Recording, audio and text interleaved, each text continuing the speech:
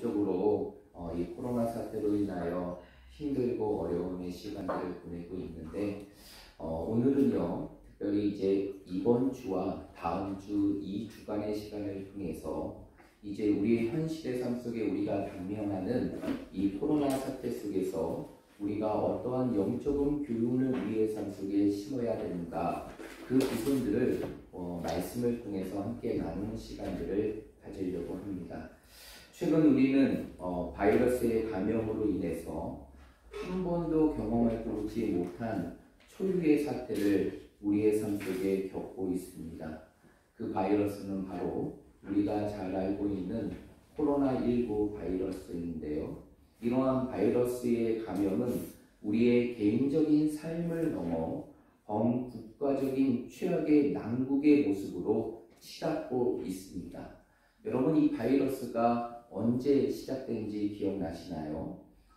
이 바이러스가 시작된 지가 바로 3개월 전입니다. 최초의 확진자가 어떻게 나타나게 되었느냐면 3개월 전 1월 19일 날 인천공항으로 입국한 35세의 중국인 여성으로 그 감염이 시작되었고, 그 감염은 굉장히 빠른 속도로 전파되게 됩니다. 그러나 처음에는 우리나라와 그리고 모든 관계자들이 이 부분들을 잘 감당함을 통하여서 크게 확진이 되지는 않았습니다. 그런데 우리가 잘 알고 있듯이 이 감염이 크게 확진이 되게 된 계기가 된 사람이 있죠. 그게 바로 31번 확진자. 우리는 흔히 이 사람을 슈퍼 전파자라고 부르는데요. 바로 이 신천지인을 통해서 바로 이 전국으로 이 바이러스의 감염이 확장되게 됩니다. 그래서 이 신천지인 집단들을 통하여서 이 코로나 바이러스가 아주 급격하게 확산이 되게 되고, 각 지역마다 적게는 수십 명, 그리고 많게는 수백 명, 그리고 대구와 경북 지역에는 단 하루 만에 수천 명이 넘는 감염자들이 한순간에 일어나게 되는 엄청난 사태가 벌어지게 됩니다. 그러므로 인하여서 이제 우리의 삶은 한순간에 모든 것들이 다 중단되고 멈춰지게 되었어요. 학업은 물론이고 우리의 생계를 책임지고 있는 직장, 그뿐만 아니라 우리의 모든 생활의 패턴들이 다 무너지게 되었고, 사회적인 분위기는 어떠한 분위기가 되었습니까? 서로에 대한 경계의 눈초리가 세워지게 되고, 감염에 대한 불안과 염려와 공포가 조성되는 그러한 모습으로 치닫게 됩니다. 그러나 다행히도 정부의 지혜로운 대처와 그리고 이 일을 위해 수고하는 의료진들의 헌신적인 수고와 그리고 성숙한 우리 대한민국 모든 시민들의 자발적인 참여를 통해서 무려 3개월 만에 엄청난 숫자들이 줄어들게 되고 안정의 국면으로 들어가게 되는 그러한 일들이 벌어지게 됩니다. 그래서 이 한국의 사례가 이제는 많은 유럽과 그리고 많은 나라들에게 모범이 되게 되는 그러한 사례로 나타나게 되는데요. 그런데 중요한 것은 무엇이냐면 이제 이러한 일들이 우리 삶 가운데 일어나면서 점점점 확진자는 줄어들게 되었고, 그리고 어느덧 우리의 삶 속에서 안정을 기대할 수 있는 그러한 시점까지 다가오게 되었습니다. 그래서 정부에서도 말하기를 이제 오늘까지 사회적인 거리를 두기로 하고 이제 점차 이 부분들도 완화될 것을 말해주고 있죠. 그러면서 한순간에 이 팬데믹 상태, 모두가 감염될 수밖에 없는 그 최악의 상태에서 어느덧 우리는 일상의 삶을 바라보고 꿈꿀 수 있는 그러한 시점에 서 있게 됩니다. 그런데 우리가 기억해야 될 것이 있어요. 이러한 코로나19 사태는 단순히 우리 개인의 삶과 우리의 일상을 무너지게 할 뿐만 아니라 우리의 신앙에도 큰 위기를 주었다는 것입니다. 사실 우리 그리스도인들의 대부분이 신앙의 삶을 살아갈 때 그 신앙의 중심을 어디에 두고 살아가고 있었습니까? 교회에 두고 살아가고 있었죠. 교회를 중심으로 우리의 신앙을 세우고, 교회를 중심으로 우리의 신앙의 영역을 넓히고, 그리고 교회를 중심으로 우리의 삶을 펼치는 삶을 살아가고 있었어요. 그러나 이러한 코로나 사태가 이 땅에 터짐을 통하여서 이제는 이 교회 중심의 신앙의 모든 부분들이 흔들리게 됩니다. 그래서 함께 모여서 예배드렸던 이 모이는 공예배의 모든 부분들이 일시적으로 중단된 경우가 있었고요. 그리고 교회 안에 울부짖고, 그리고 높아져야 될 기도와 찬양의 소리는 사라지게 됩니다. 그뿐입니까? 우리가 함께 믿음 안에 교제를 누려야 되는 그런 교제의 모임도 다 사라지게 되었죠. 그뿐만이 아니라 복음을 위해서 온전히 헌신해야 될 우리의 사명과 사역들도 다 중단이 되었다는 것이에요. 그래서 이제는요, 교회가 성도들의 신앙을 잡아주는 것이 아니라 성도들 스스로가 자신의 신앙을 컨트롤하지 않으면 신앙의 모든 것을 잃어버리게 되는 그러한 위기의 상황들이 이번 사태를 통해서 우리에게 주어졌다는 것입니다. 그러면서 이제 이 어려움의 시간들을 보내고 이제 회복의 시간을 꿈꾸고 있는 우리들의 삶 속에서 우리가 가슴에 담아야 될 중요한 한 가지가 있다면 그것은 바로 이러한 어려움의 시간들을 보내면서 이제는 우리가 이 어려움의 시간들을 통해 우리의 삶 속에 어떠한 영적인 교훈을 우리의 가슴 속에 품고 우리에게 주어진 인생의 삶을 살아가고 준비해야 되는지를 우리의 삶 속에서 다시 한번 시작해야 된다는 것입니다. 왜 그럴까요? 왜냐하면 그 이유는 바로 무엇이냐면 이제는 어느 누구도 이러한 사태가 우리의 삶 속에서 영원히 일어나지 않을 것이라고 장담할 수가 없기 때문입니다. 여러분 알고 있듯이 이 코로나 사태, 이 바이러스의 감염의 사태가 이번이 처음이 아니었습니다. 사실 이번이 세 번째였어요. 여러분 2002년에 바로 이 땅에 일어났던 첫 번째 바이러스의 감염의 사건인 사스를 기억할 것입니다. 그 중국, 그 광동에서 시작되는 그 사스의 바이러스가 전 세계를 흔들게 되는 그러한 일들이 있게 되었고 우리나라도 거기에서 엄청난 피해를 보게 되었죠. 그리고 무려 10년이 넘은 이후에 2015년에 또 한 번의 바이러스의 감염이 이루어지게 됩니다. 그 감염의 사건이 바로 무엇입니까? 메르스죠. 그래서 중동으로 시작된 이 메르스가 전 세계로 퍼지게 되었고 그리고 이제 4년 후에 또다시 이러한 코로나 사태가 벌어지게 되었고 다시 한번 바이러스의 위기의 상태에 놓이게 된 것입니다. 그러기에 이제 누구도 이러한 바이러스로부터 우리의 삶이 안전하다라고 말할 수가 없는 것입니다.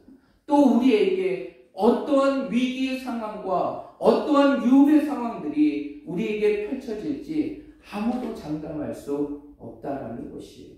그러면서 우리는 이 위기의 시간들을 단순히 눈에 보이는 현실의 모습을 보며 이 모습으로 끝나는 것이 아니라 이 시간들을 통해서 하나님께서 우리의 교회와 그리고 내 삶의 신앙 가운데 나에게 주어지는 영적인 교훈이 무엇인지를 우리의 삶 속에서 살피고 그것들을 우리의 삶 속에서 회복할 수 있는 시간이 되어야 됩니다.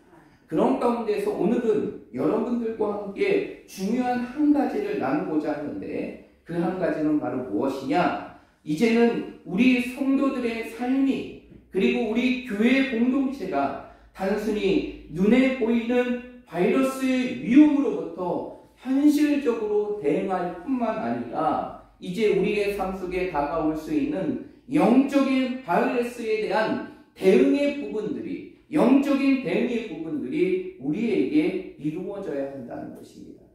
여러분 이번 사태를 경험하면서 여러분의 마음 가운데 어떠한 생각을 갖고 어떠한 마음을 드셨는지 잘 모르겠지만 제가 이번 사태를 쭉 지켜보면서 그리고 이 부분들을 대응하고 준비하는 과정 속에서 참 제 마음 가운데 한 가지 안타까운 일이 있었어요. 그것은 바로 무엇이냐면 사실 이러한 바이러스의 확산의 주도적인 원인이 됐던 집단이 이 신천지였습니다.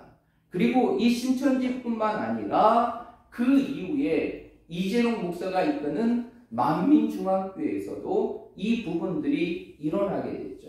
이러한 사이비 집단, 이단 집단들이 감염의 통로가 되는 일들이 벌어지게 돼요.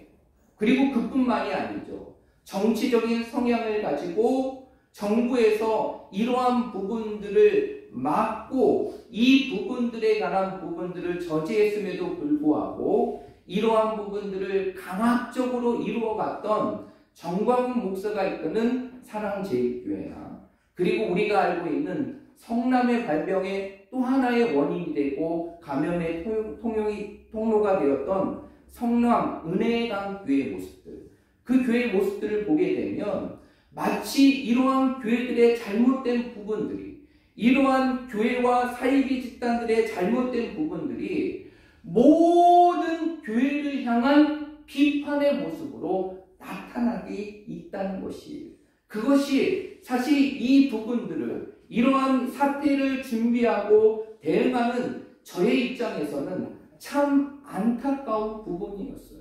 사실 우리가 잘 알고 있지만 이번 사태가 펼쳐지면서 얼마나 많은 교회가 이를 막기 위해 정부의 많은 요청들을 협력적으로 받아들이고 많은 성김과 후원을 했는지 모릅니다.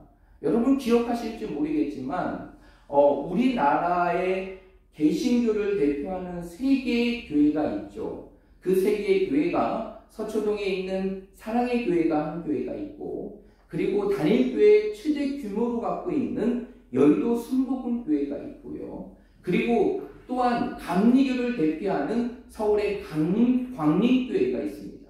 이 세 개의 교회가 이 사태가 벌어지게 되고 한참 확진자들이 막 일어나서 격리할 수 있는 시설이 도저히 감당이 되지 않자 어떠한 일을 했는지 아십니까? 이 세 교회에서 운영하고 있는 모든 수용관들을 다 격리시설로 그 나라에 사용할 수 있도록 내놓았어요. 그뿐만이 아니에요.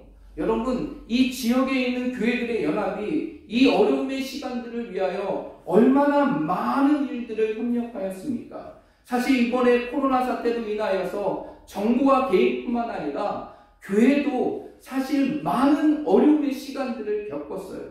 그 중에 하나가 재정적인 어려움이었습니다. 예배를 드리지 못하니까 당연히 교회를 운영해야 될 헌금의 부분들이 줄어들게 되었고 어려움의 부분들이 있었어요. 그래서 지난달 우리 교회도 상당한 어려움의 시간들을 겪을 뻔하였습니다. 그런데 중요한 건 무엇이냐면 이렇게 재정적으로 어려움의 순간 속에서 한국교회가 가만히 있었습니까? 아니었죠. 많은 지역의 교회들이 연합을 하여서 이 사태를 막고 더 나아가 더 어려운 국민들과 사회에 힘이 되기 위하여 그 어려운 상황 속에서도 교회들이 구호의 헌금을 내며 이 일들을 위해 동참하였어요. 그뿐만이 아니라 더 이상 모여서는 안 된다는 정부의 규칙을 따르기 위하여 모이는 공용예를 일시적으로 중단하고 온라인 예배나 가정 예배로 그 모든 것을 돌렸습니다. 그러면서 교회가 감당해야 될 사회적인 책임을 다하였다는 것이죠. 정말 이번 사태가요, 사실 이렇게 조속하게 끝낼 수 있었던 것은 오늘날 이 땅에 있는 한국교회의 적극적인 협력과 도움이 있었기 때문에 사실 이러한 안정의 부분들이 빨리 이루어질 수 있었다는 것입니다. 그런데 우리가 이번 사태를 보면서 우리의 마음속에서 다시 한번 생각해 봐야 될 것이 있어요. 그것은 바로 무엇이냐면 교회가 이번 사태를 통하여서 무엇을 해야 되는가를 다시 한번 생각해 보아야 한다는 것입니다. 여러분, 혹시 공공신학자라는 이야기를 들어본 적 있나요?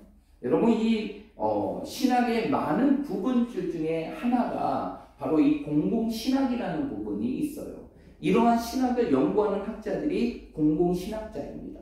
이 공공신학자들이 하는 게 뭐냐면 바로 교회가 사회라는 공동체 속에서 어떠한 역할을 하고 어떠한 사명을 해야 되는가, 그 부분들을 연구하고 신학적으로 검토하며 그것을 이 개교회 가운데 내변해서 그러한 교회의 모습들을 회복하고 이루어갈 수 있도록 이 일에 헌신하는 사람들이 공공신학자들이에요. 그런데 이번에 사태가 벌어지게 되자 이 공공신학자들이 이번 사태를 통하여 교회가 하는 사회적인 책임에 관한 부분들을 굉장히 칭찬하였습니다.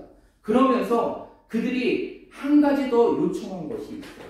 교회가 이러한 나라와 민족과 사회의 어려움 속에 있을 때 그 공공의 기관으로서 그 사회와 국민과 국가를 도울 수 있는 사회적인 책임을 다하는 것도 중요하지만 이것과 함께 한 가지가 더 있어야 한다라고 목소리를 높입니다. 그것이 바로 무엇이냐?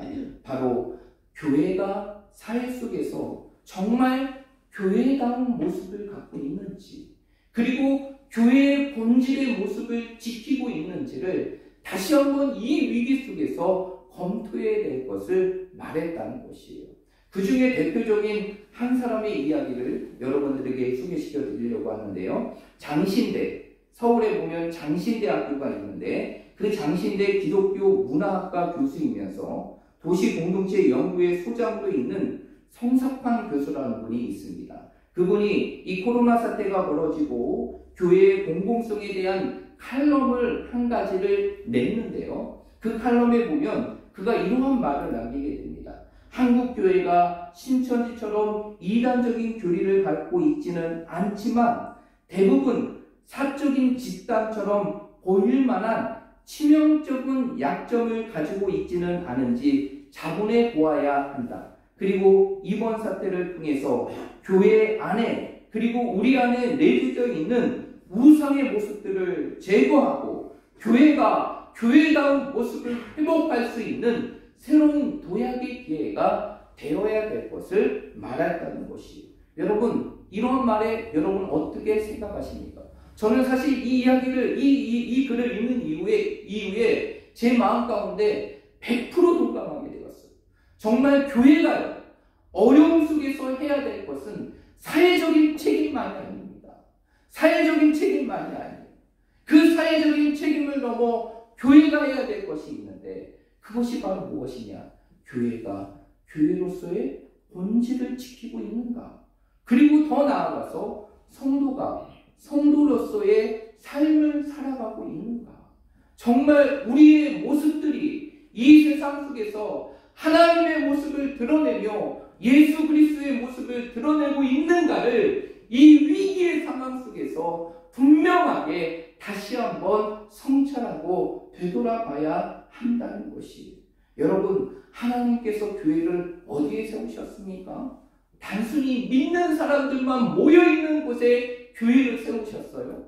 하나님은요, 교회는요, 믿는 사람과 믿지 않는 자들이 함께하는 이 현실의 사회 속에서 교회를 세우셨다는 것이, 그러면서 하나님께서는 이 땅의 교회가 어떠한 모습을 해야 될지를 예수님의 가르침을 통해서 분명하게 가르쳐주고 있는데, 여러분, 그 말씀이 우리가 잘 알고 있는 마태복음 5장 13절부터 16절까지의 말씀이에요. 우리 한번 찾아볼까요?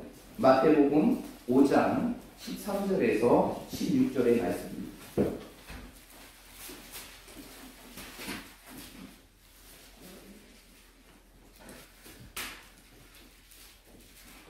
마태복음 5장 13절에서 16절까지의 말씀입니다.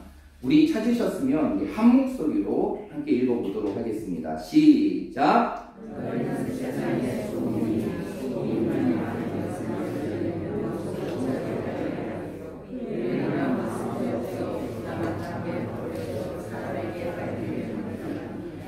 너희는 세상의 빛이라. 산 위에 있는 동네가 숨겨지지 못할 것이요 사람이 등불을 켜서 말 아래에 두지 아니하고 등경 위에 두나니 이러므로 집안 모든 사람에게 빛이 있느니라. 이같이 너희의 빛이 사람 앞에 비치게 하여 그들로 너희 착한 행실을 보고 하늘에 계신 너희 아버지께 영광을 돌리게 하라. 아멘. 오늘 이 예수님의 가르침을 보면 이 땅의 교회와 성도의 역할이 무엇인지를 예수님은 아주 분명하고 명확하게 설명하고 가르쳐주고 있습니다. 그것은 바로 무엇이냐? 교회와 성도는 이 땅에 어떠한 존재가 되어야 된다는 것입니까? 소금과 같은 존재가 되어야 되고 세상 속에 뭐 같은 존재가 되어야 됩니까? 빛과 같은 존재가 되어야 돼요.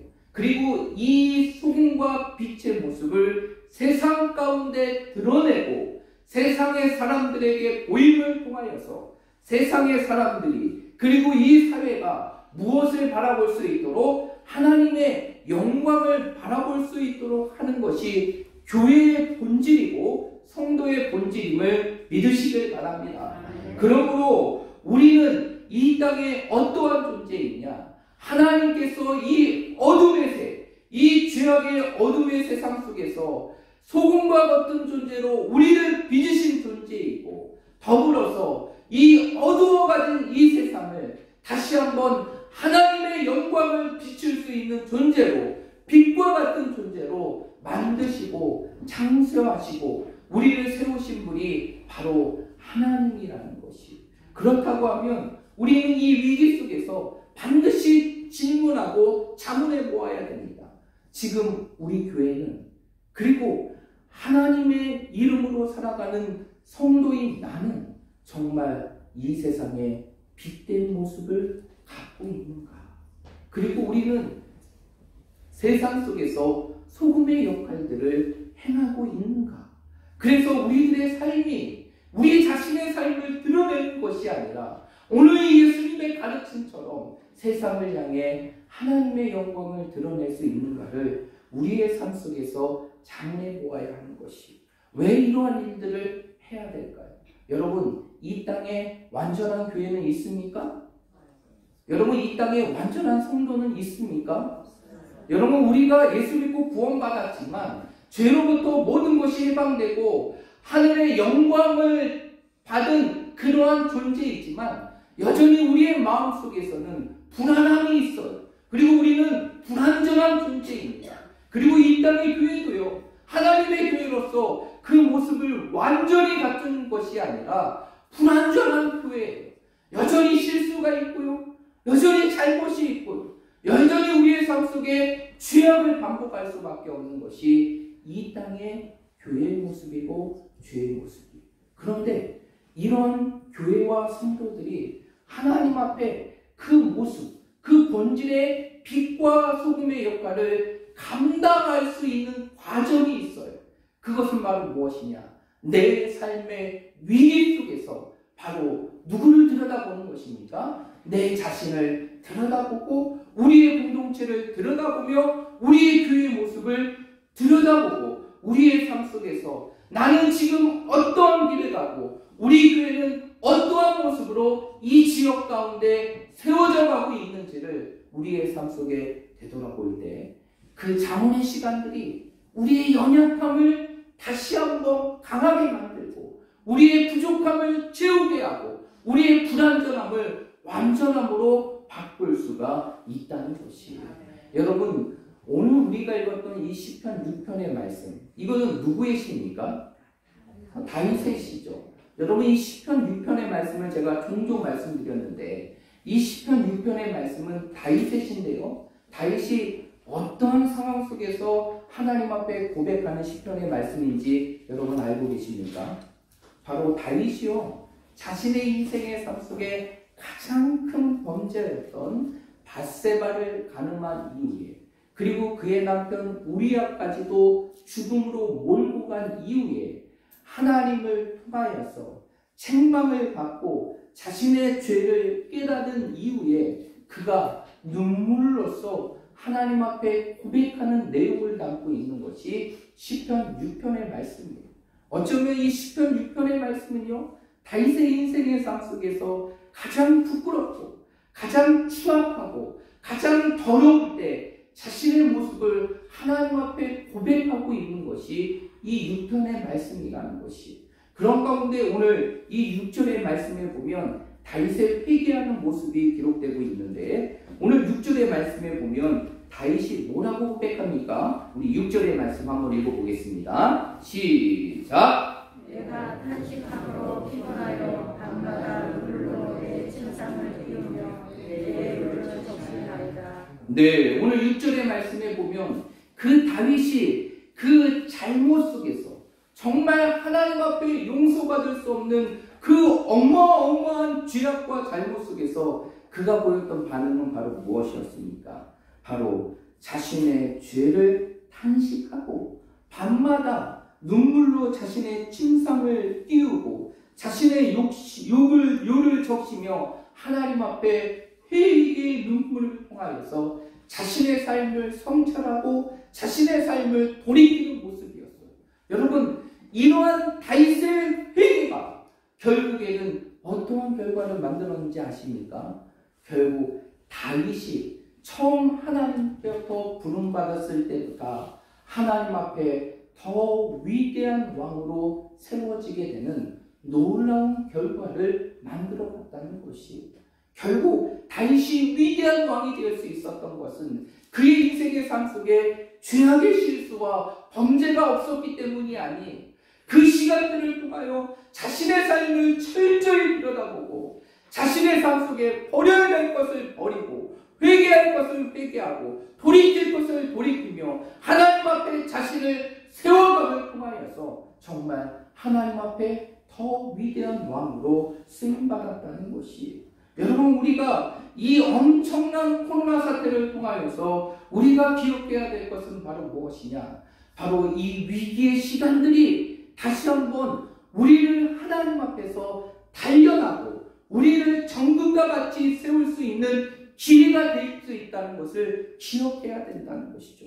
그리고 이 어려움 속에서 우리는 누구의 모습을 봐야 되느냐? 나의 모습을 봐야 돼요. 현실적으로 내 눈앞에 펼쳐있는 어려움의 상황들을 내가 무엇을 하면 도울 수 있는가를 생각하고 그치는 것이 아니라, 우리는 그것을 넘어 내 교회가, 그리고 내 자신이 하나님 앞에 어떠한 모습으로 서여져 있는지, 내가 하나님 앞에 정말 부름받은 성도의 삶을 살아가고 있는데 그 이름 맞게 정말 거룩한 무리의 모습과 같이 하나님 앞에 거룩한 성도의 모습으로 살아가고 있는지, 그리고 하나님께서 나에게 직분이 허락해 주셔서 직분자의 삶을 살아가고 목회자의 삶을 살아가는데, 나는 목회자로서, 나는 직분자로서 하나님 앞에 부끄러운 모습이 없는지, 그리고 세상 속에서 나의 모습이 세상의 사람들에게 하나님의 영광을 드러내며 예수 그리스도의 모습을 드러낼 수 있는 삶의 모습이 될 수 있는지를 이 시간들을 통하여 우리의 자신을 면밀하고 세밀하게 들여다볼 때, 이 시간들은요, 이 위기의 시간들은, 이 어려움의 시간들은 다시 한번 우리 자신을 하나님 앞에 연단하는 시간이고, 우리 자신을 하나님 앞에 정결하게 할 수 있는 시간이며, 더 나아가서 우리를 하나님 앞에 더 아름다운 모습으로 세워갈 수 있는 그러한 기회가 될 수 있다는 것입니다. 여러분, 우리가 고난하면 가장 먼저 떠오르는 사람이 있어요. 고난하면 가장 먼저 떠오르는 인물이 있습니다. 그 인물이 바로 누구입니까? 욥이죠. 여러분, 욥기 23장 10절의 말씀에 보면 욥이 고백한 말씀을 기억하십니까? 한번 찾아볼까요? 욥기 23장 10절이에요.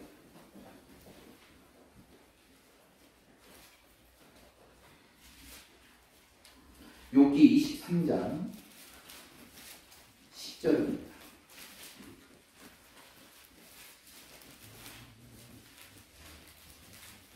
욥기를 시편 뒤에서 막 찾고 계시면 안 됩니다. 그렇죠? 욥기 23장 10절입니다. 10절 말씀.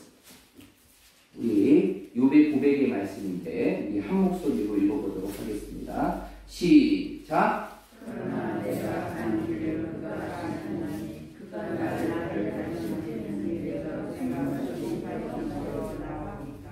네, 욥은 자신의 삶 속에 고난의 순간 속에서 뭐라고 고백하느냐? 나의 모든 가는 길을 그가 하나님이 다 하신다.